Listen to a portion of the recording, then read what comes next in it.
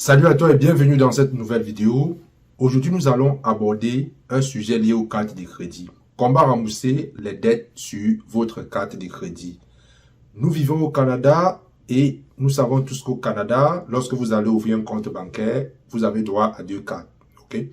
Vous avez droit à deux cartes. Vous avez droit à une carte de débit et vous avez droit à une carte de crédit. La carte de crédit est la carte que nous allons parler dans cette vidéo. C'est une carte sur laquelle la banque vous donne comme un prêt, vous donne une carte avec un montant dessus que vous pouvez utiliser et rembourser après, dans un délai précis. Ok? Lorsque vous utilisez donc cette carte de crédit, comment est-ce que vous pouvez rembourser le solde de la carte de crédit? C'est ce que nous allons voir dans cette vidéo. Salut à toi une fois de plus. Si c'est la première fois que tu me découvres, je suis Arthur au Canada. Sur cette chaîne YouTube, je parle des réalités de la vie canadienne. Je parle d'éducation financière dans le contexte canadien et je parle également d'immobilier. Si ce sont des thématiques qui t'intéressent, je t'invite à faire trois choses.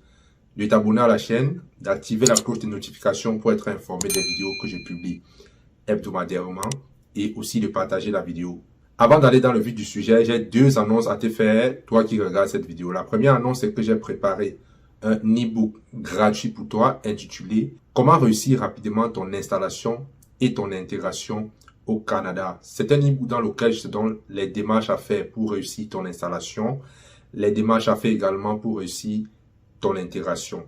Immigrer au Canada, c'est une chose, mais arriver, s'habituer, prendre de nouvelles habitudes, s'adapter à la société, c'est une autre chose. Vous trouverez donc dans cet e-book toutes les informations que vous aurez besoin pour réussir votre installation et votre intégration. La deuxième annonce, c'est que j'ai fait une formation sous forme de vidéos où je vous partage des stratégies poussées sur les choses que vous devez faire pour, n'est-ce pas, mieux vous intégrer sur les plans financiers, sur le plan professionnel et dans la société canadienne en général. Qu'est-ce que j'explique dans cette formation? Dans cette formation, en fait, j'ai constaté qu'il y a beaucoup de nouveaux arrivants qui arrivent, font des erreurs que moi-même j'ai commises et que d'autres personnes aînées également ont commis lorsqu'ils sont arrivés, ce qui fait que la progression sur le plan matériel, la progression sur le plan professionnel et social devient plus lent pour ces personnes qui n'ont pas certaines informations. Les nouveaux arrivants et également ceux qui ont déjà un visa pour arriver au Canada.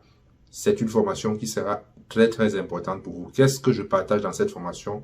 Dans cette formation, en réalité, je partage mon expérience. Nous parlons, n'est-ce pas, des réalités de la vie au Canada. Nous parlons des finances au Canada. Nous parlons du crédit. Nous parlons du score de crédit. Nous parlons de l'emploi. Comment trouver un emploi mieux payé au Canada. Même si vous venez d'arriver, vous n'avez pas d'expérience au Canada, vous n'avez pas de grand diplôme. On parle d'éducation financière. On parle des différentes aides qui sont, n'est-ce pas, accordées aux immigrants, aux nouveaux arrivants.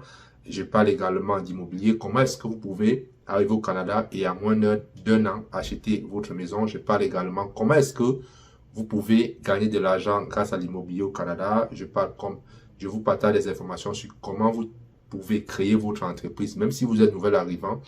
Et aussi, je vous partage beaucoup d'autres ressources qui sont mises à la disposition des immigrants pour mieux s'intégrer, les subventions. Lorsque vous voulez créer une entreprise, par exemple, il y a des subventions.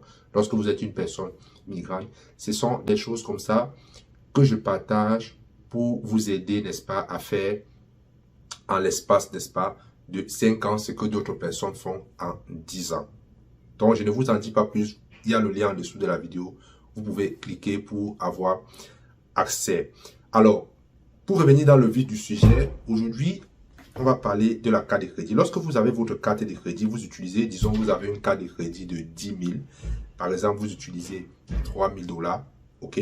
C'est ce qu'on appelle le solde d'une carte de crédit. Je vais faire une autre vidéo sur le tableau où je vais vous expliquer différents calculs, les intérêts. Je vais faire ça et ça va entrer dans le cadre, n'est-ce pas, de la vidéo sur l'éducation financière. C'est très important lorsque vous immigrez dans un pays comme le Canada où le crédit, c'est quelque chose d'important. Le crédit, c'est quelque chose avec laquelle vous ne devez pas vous amuser. Donc, lorsque vous avez utilisé les 3 000 sur votre carte de crédit, comment vous devez, n'est-ce pas, rembourser ce solde? Je vais vous donner des éléments de solution en 2 points. Dans un premier point, vous devez payer, n'est-ce pas, le montant dû sur votre carte de crédit à temps. Ça, c'est la première chose que vous devez faire. Quand je suis arrivé au Canada, la première année, je ne tenais pas trop attention à ces éléments-là, ce qui fait que j'ai fait beaucoup d'erreurs. Donc, si vous avez aujourd'hui, vous avez de la difficulté à payer vos soldes de carte de crédit à temps parce que vous n'avez pas le temps, vous ne vous connectez pas pour regarder ce que vous avez consommé, ainsi de suite, ça arrive. Ok? Je vais vous donner les méthodes disponibles, n'est-ce pas, pour rembourser, n'est-ce pas, le solde que vous avez utilisé sur votre carte de crédit. Généralement, vous avez 21 jours pour rembourser ce solde. Donc, vous pouvez faire des paiements en ligne, c'est possible, via votre ordinateur, via votre téléphone. Vous pouvez faire des paiements au guichet automatique de votre banque. Vous allez au guichet, vous payez. Vous pouvez aller au bureau en succursale, n'est-ce pas, de votre banque, payer le solde de votre carte de crédit.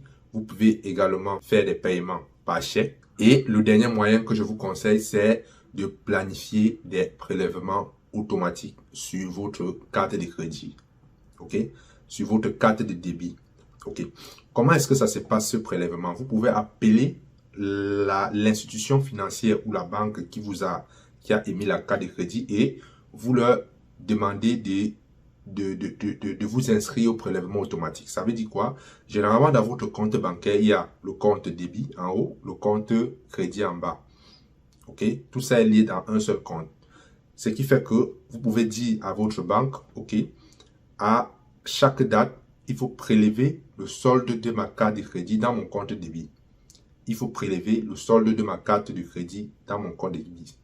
La banque, le conseiller va programmer une planification qui va faire en sorte que, à une date précise, le prélèvement soit fait dans votre compte débit.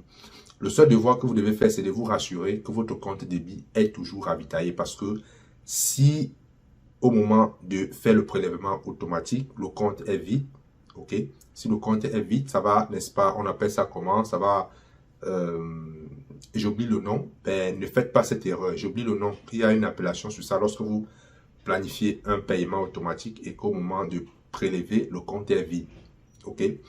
J'ai oublié le nom, quand ça va revenir, je vais partager. Donc, vous pouvez faire ça, ça va vous éviter, n'est-ce pas, de mettre les dates en tête. Une autre affaire aussi, ça c'est la méthode que j'utilise, c'est la méthode la plus simple, la plus rapide. Mais ça ne doit pas vous empêcher de vérifier à chaque mois que le prélèvement est passé parce que, ultimement, vous êtes responsable de payer le solde de votre carte de crédit.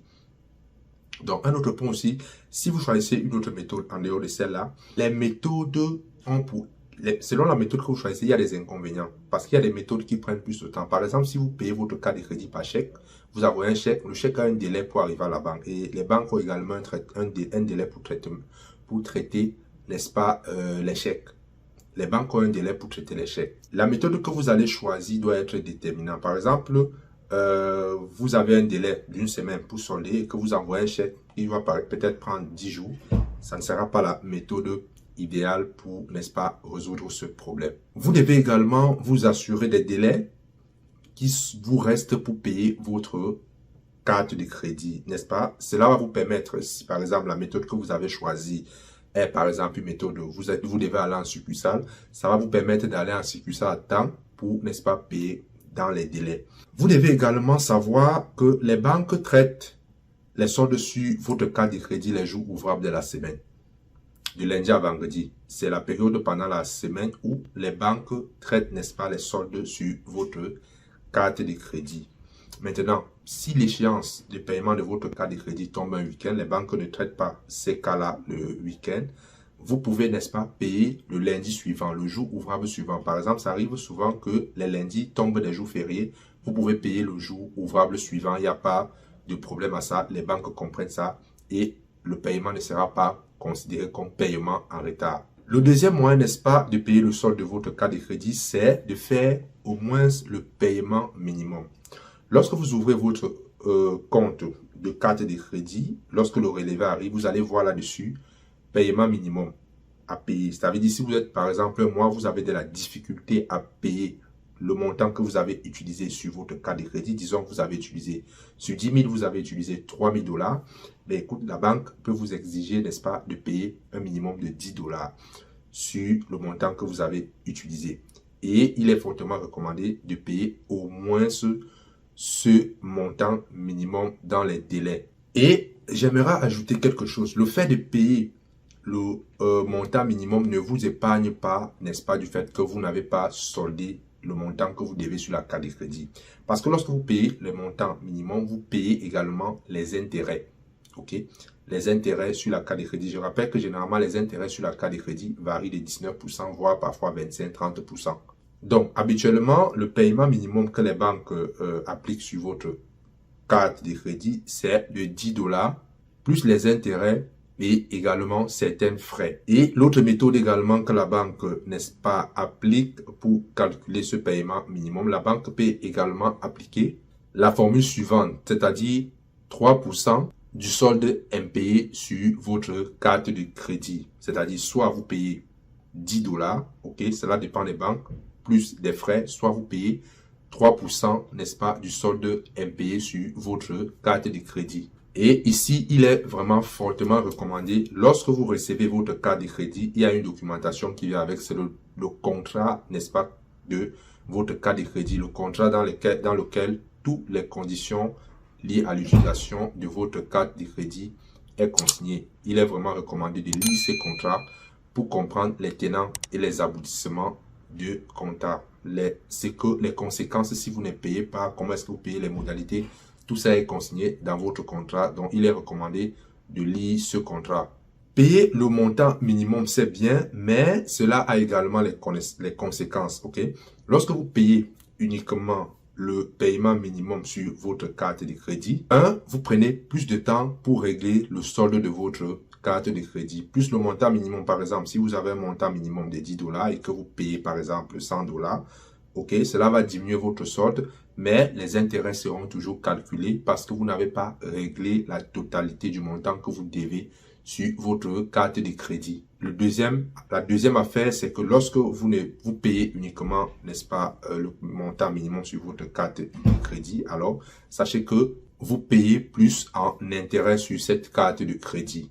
Le deuxième point également que vous devez connaître pour régler, n'est-ce pas, le solde impayé sur votre carte de crédit, c'est ce qu'on appelle les congés de paiement.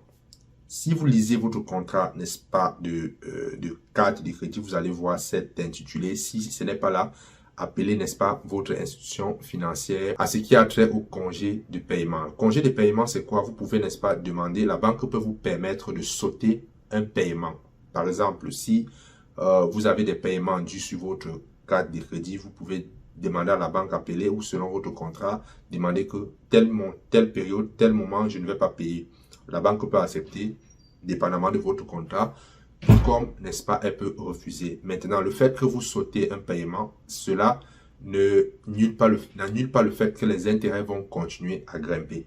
Ok? Cela n'annule pas ce fait, les intérêts continuent à s'accumuler sur, n'est-ce pas, le solde de votre carte de crédit. Voilà, n'est-ce pas, quelques éléments que j'avais à vous partager sur comment régler, n'est-ce pas, le solde de votre carte de crédit.